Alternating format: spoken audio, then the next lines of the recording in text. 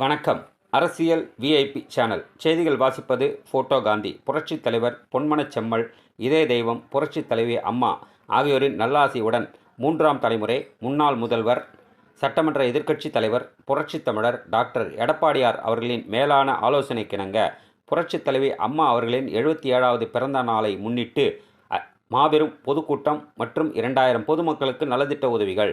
தென்சென்னை தெற்கு மேற்கு மாவட்டம் சைதை மேற்கு பகுதி கழகம் சார்பில் சைதாப்பேட்டை கொத்தவால்சாவடி தெருவில் பொதுக்குழு உறுப்பினர் பூங்கா பி. பார்த்திபன் தலைமையில் தென்சென்னை தெற்கு மேற்கு மாவட்ட கழக செயலாளரும் முன்னாள் விருகம்பாக்கம் சட்டமன்ற உறுப்பினருமான மக்கள் தொண்டர் Virugai V. N. Ravi BA ex MLA அவர்கள், சைதை மேற்கு பகுதி கழக செயலாளர் ஆற்றல்மிகு சைதை M. சுகுமார் ஆகியோர் முன்னிலையில் சிறப்புரை கழக கலைப்பிரிவு இணை செயலாளர், திரைப்பட இயக்குனர் நாஞ்சில் PC அன்பழகன் மற்றும் மாவட்ட கழக செயலாளர் ஆகியோர் சிறப்புரையாற்றி 2000 பொதுமக்களுக்கு நலத்திட்ட உதவிகள் வழங்கினார்கள்.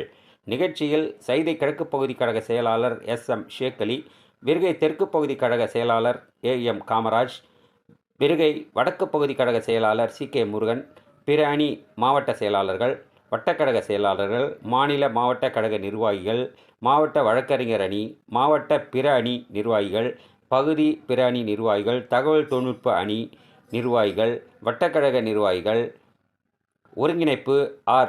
பவளவண்ணன், MP அண்ணாதுரை, சாலை M. Rajkumar, S.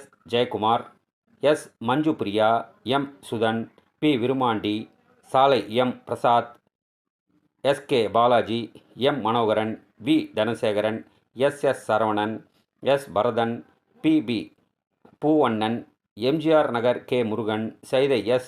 Siva, S. Arivuchelvan, new colony M. S. Guru Murugan. நிகழ்ச்சி உறுதுணை சைதை மேற்கு பகுதி கழக துணை செயலாளர் சைதை V. சந்துரு, ஸ்ரீ ராஜகோபாலன், சைதை V. பாலாஜி, சாரதி நகர் G. அப்பு, சென்னை N. சதீஷ். நன்றி உரை 142வது வட்டக்கழக செயலாளர்கள் சைதை A. பாஸ்கர், S. ஸ்ரீராம். நிகழ்ச்சி ஏற்பாடு பொதுக்குழு உறுப்பினர் பூங்கா பி. பார்த்திபன். நிகழ்ச்சி ஒளிப்பதிவு அரசியல் விஐபி சேனல் போட்டோ காந்தி. நன்றி.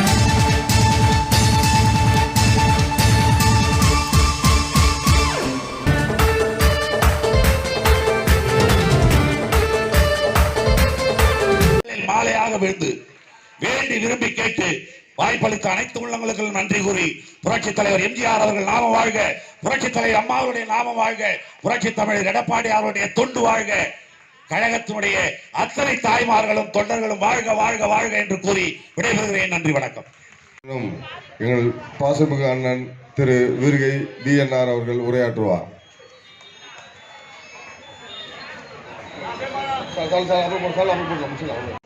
எப்படி இன்றைக்கு நடக்கின்ற ஆட்சி எளிமையாக புரிந்து கொள்ளும் என்று தலைமை கழக பேச்சாளர் எனது அருமை சகோதரர் MG பாஸ்கர் அவர்களுக்கு இந்த கூட்டத்தின் வாயிலாக வாழ்த்துக்களை நன்றி சொல்ல கடமைப்பட்டிருக்கேன்.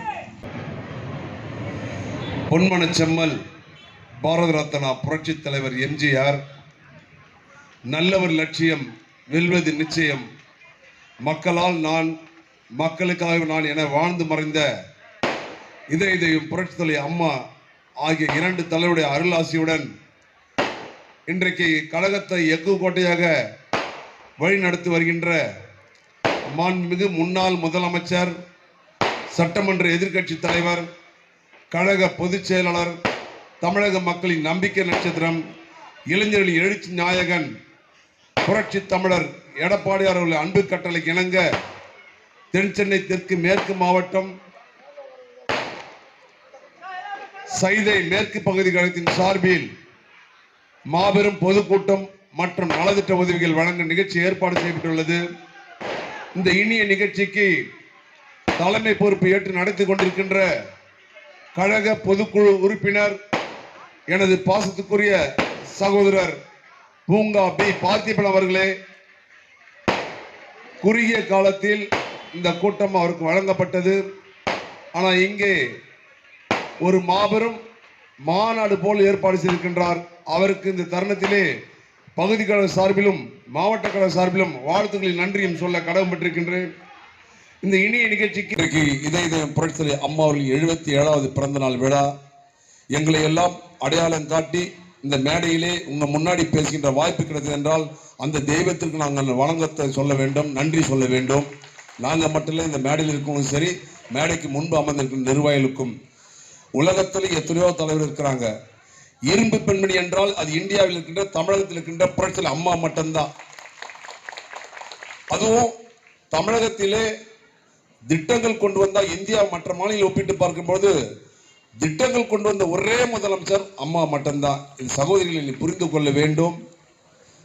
ஆனால் பிறந்த நாள் விழா அது புரட்சி தலைவர் பிறந்த நாளாலும் சரி, அது புரட்சி தலைவர் அம்மா பிறந்த நாளாலும் சரி, இன்றைக்கு நேற்று அல்ல, என்றைக்கு இந்த இயக்கம் தொடங்கப்பட்டதோ அன்றையிலிருந்து இன்று வரை அது பிறந்த நாளானாலும் சரி, அது அண்ணாவா இருந்தாலும் சரி, அம்மாவா இருந்தாலும் சரி, எம்ஜிஆர் ஆனாலும் மக்களுக்கு, ஏழை எளிய மக்களுக்கு நலத்திட்டங்கள் வழங்குகின்ற ஒரே ஒரு கட்சி இருக்கிறாரு அண்ணா திமுக மட்டும்தான். இன்றைக்கு தான் ஆட்சியில் இருக்கின்ற திமுக காரன் அவன் எப்பவுமே கொடுத்தவனே கிடையாது, அடுத்தவங்கிட்ட வந்து புடுங்குறவன். ஆனால் அவனும் இப்பதான் செய்கிறான். ஆனால் நாங்கள் அப்படி இல்லை. இந்த இயக்கம் ஆரம்பிச்சிருந்தது இந்த மக்களுக்கு எதையாவது ஒன்று செய்து கொண்டே இருக்க வேண்டும் என்பது அது புரட்சி தலைவர்கிட்ட வந்ததுனால. ஏன்னா அவர் 8வது வள்ளல். இந்தியாவில் பார்த்தீங்கன்னா வள்ளல் என்றால் அது புரட்சி தலைவர் எம்ஜிஆர் சாரம். அந்த வள்ளல் உருவாக்கிய இயக்கம். அதனால் அவருக்கு இருக்கிற குணங்கள், அவருக்கு இருக்கிற ஈகை குணங்கள் எல்லாம் இந்த அதிமுக நிர்வாகிகளுக்கும் இந்த முன்பு உட்கார்ந்துருக்க அவங்களுக்கு எப்பொழுதும் உண்டு. அன்னைக்கு தான் நல்ல திட்டங்களை அறிவிப்பாங்க. அதுதான் 2 தலைவர்கள் ஒப்பிட்டு பார்க்க சொன்னேன், வேற ஒன்றும் இல்லை. நான் ஒரு சின்ன விஷயத்தை சொல்லி விடைபெற விரும்புகின்றேன். இன்றைக்கு 4 ஆண்டு காலம் ஆயிடுச்சு டிஎம்கே ஆட்சிக்கு வந்து. 4 ஆண்டுகளுக்கு முன்பாக 2021ஆம் ஆண்டு நடந்த சட்டமன்ற தேர்தலில் எங்கள் பொதுச் செயலாளர் எடப்பாடி தமிழ்நாடு முழுவதும் சுற்றுப்பயணம் சென்றார். பல வாக்கு, அதாவது நாங்கள் என்ன செய்தோம், எதை சொல்லி நான் ஓட்டு கேட்டேன் என்பது உங்களுக்கு தெரியும். ஆனால் திமுக தலைவர் ஸ்டாலின் அவர்கள் 520 வாக்குறுதி கொடுத்தார். 520 வாக்குறுதிகள். நான் சகோதரர் உங்களை ஏன் கேட்குறேன்னா, இன்னும் ஒரு ஆண்டு தேர்தல் வருகிறது. எல்லார் வீட்டுக்கும் திமுக வீட்டுக்கு வருவான், உங்களை வணக்கம் பண்ணுவான், எங்கள் சாதனையை பார்த்தீங்களான்னு உங்களை கேட்பான். அப்போ நீங்கள் கேட்கணுன்றதுக்காக தான் சொல்கிறேன். 520 வாக்குறுதியில் குறைஞ்சி ஒரு 10 வாக்குறுதி மட்டும் உங்கள்கிட்ட சொல்லி நான் முடிச்சுக்கிறோம். அவர் சொல்கிறாரு, நான் 80% வாக்குறுதியில் முடிச்சிட்டேன்னு சொல்கிறாரு. ஸ்டாலின் சொல்கிறார், முதலமைச்சர் ஸ்டாலின் சொல்கிறார். நான் கேட்குறேன், சிலிண்டருக்கு 100 ரூபா மானியம் தரேன்னு சொன்னார். சகோதரிகளை பார்த்து கேட்குறேன், 100 ரூபா மானியம் கொடுத்துட்டாரா? 4 பேர் கை தூக்கணும்னு கொடுத்தா மாதிரி நான் நினைக்கிறேன். சரி, நாம யாராவது கேட்டோமா? சிலிண்டருக்கு நீ மானியம் நீ கொடுன்னு நம்ம யாராவது மேடைக்கு முன்பு இருக்கவங்களோ மேடையில் இருக்கவங்களோ நம்ம 100 ரூபா சிலிண்டர் நம்ம கேட்டோமா? இல்லை, நீயா தான் அறிவிச்ச. 4 வருஷம் ஆச்சு, அந்த சிலிண்டருக்கு 100 ரூபா உன்னால் மானியம் கொடுக்க முடியல. அப்படி மானியம் கொடுத்தா 4 வருஷம், ஒரு வருஷத்துக்கு 12 மாதம், 4 வருஷத்துக்கு 48 மாதம். அப்போ நமக்கு 4008 ரூபா நமக்கு கிடைச்சிருக்கணும். நீ எப்போ கொடுப்ப கரெக்டாக 5வது வருஷம் முடியும் போது, தேர்தல் வரும்போது 3 மாதம் முன்னாடி அவன் கொடுக்க போகிறதில்லை. இருந்தாலும் அப்படி கொடுத்தா 3 மாதத்துக்கு முன்னாடி கொடுப்ப. நான் வாக்குறுதி நிறைவேற்றுன்னு சொல்லு. யாரடா ஏமாத்துற? யாரை ஏமாத்துறேன்னா, சென்னையில் இருக்கலாம் முட்டாளா காதில் பூ சுற்றிட்டு இருக்குமா? அம்மா 100 யூனிட் இலவசமாக கொடுத்தாங்க. நம்ம யாராவது கேட்டோமா? இல்லை மேடைக்கு முன்பு இருக்கவங்க நம்ம யாராவது கேட்டோமா? இல்லை மேடையில் இருக்க நம்ம யாராவது கேட்டோமா? 100 யூனிட் இலவசமாக அம்மா கொடுத்தாங்க. கொடுத்தாங்களா இல்லையா? அமைதியாக இருக்கிறத பார்த்தா கொடுக்காத மாதிரி இல்லை. 100 யூனிட் கொடுத்தாங்க. ஆனால் நீ 2021 ஆட்சிக்கு வந்துட்டு உள்ளாட்சி தேர்தல் நடத்தி முடிச்ச பிறகு, ஜெயிச்சிட்ட பிறகு 2022 முதல்ல மின் கட்டணத்தை உயர்த்தின. 22 சரி, நிதி நிலை சரியில்லை, 2022 ஏத்திட்ட, ஒத்துக்கிட்டோம். 2023 2வது முறையை ஏத்துற, 2024 3வது முறையை ஏத்துற. டேய், உனக்கு ஓட்டு போட்ட மக்கள் நீ செய்யற சேவையா? மக்களை வஞ்சிக்கிறியா? சற்று சிந்திச்சு பாருங்க. சொத்து வரி ஏத்திட்ட, குடிநீர் கட்டணம் ஏத்திட்ட, கழிவுநீர் கட்டணம் ஏத்திட்ட, விலைவாசி விண்ண முற்ற அளவுக்கு ஏத்திட்ட. எல்லாத்தையும் ஏத்துட்டே உனக்கு ஓட்டு போட்ட ஜனங்களுக்கு செய்யற நன்மையான்னு கேட்குறேன். சார் 100 யூனிட் நீ கொடுக்கல. நான் கேட்குறேன், மாதம் ரீடிங் எடுக்கிறேன்னு சொன்னேன். நாங்கள் யாரை கேட்டோமா? மின் கட்டணம் மாதம் கணக்கெடுக்கப்படணும்னு சொன்னேன். இப்போ 2 மாதத்துக்கு ஒரு தடவை தான் மின் கட்டணத்தை கணக்கெடுக்கிறாங்க. 2 மாதத்துக்கு ஒரு தடவை, உதாரணத்துக்கு இங்கே இருக்கிற சகோதரி யார் வீட்லையாவது 2 மாதத்துக்கு ஒரு 150 யூனிட் நம்ம யூஸ் பண்ணுறோன்னு வச்சிங்களா, அப்போது 100 யூனிட் இலவசம், 50 யூனிட்டுக்கு நம்ம பணம் கட்டுறோம். அதே மாதம் ரீடிங் எடுக்கிறதா இருந்தால் நீங்கள் 2 மாதத்துக்கு 150 யூனிட் தான் பயன்படுத்துறீங்க.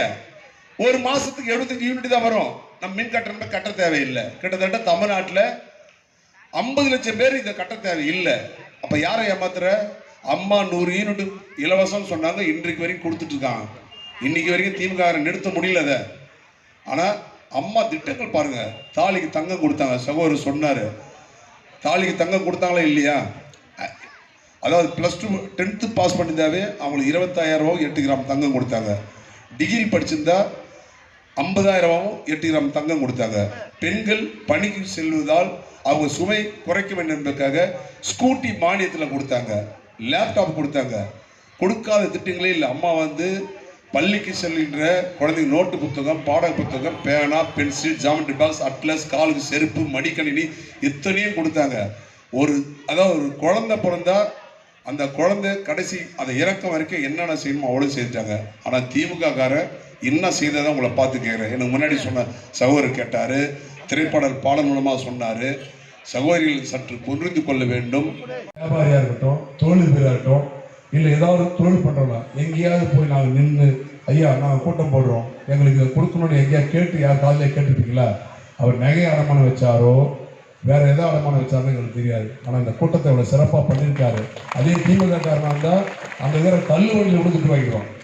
நீங்கள் வேணா பாருங்க, நான் சொல்றது ஏதோ குற்றம் சொல்லிட்டு தான் பார்க்க வேண்டாம். திமுக நாங்கள் 5 ஆண்டுகளாக 10 வருஷம் ஆட்சியில் இருந்தோம்.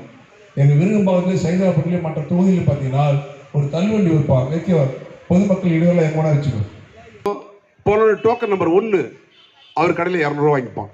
இன்னொரு நம்பர் கடை, டேய் ஒரு ஏழை வயிற்றுல போய் கொட்டிக்கிறீங்களா, நீ நல்லா இருப்பீங்களான்னு தான் கேட்குறேன். அவங்களுக்கு நீ உதவி பண்ணுடா. அதை விட்டுட்டு இப்போ அந்த கடைக்காரன்ட்டு துட்டு வாங்குறேன்னா உங்களை மாதிரி ஒரு கீழ்த்தரமான கேவலமானவன் தமிழ்நாட்டில் பார்க்கல. அதுக்காக சொல்கிறேன். அதான் சொல்கிறேன், புரட்சித் தலைவர் எம்ஜிஆர் உருவாக்கிய இந்த இயக்கம் என்றைக்குமே சோடே போகாது. ஏன்னா படுத்துக்கினே ஜெயிச்ச ஒரே தலைவன் இந்தியாவில் இது எம்ஜிஆர் மட்டும்தான். சொல்கிறாங்க, எல்லாரும் சொல்லியிருக்காங்க, நான் படுத்துக்கின்னு ஜெயிப்பேன்னு சொல்லுவாங்க.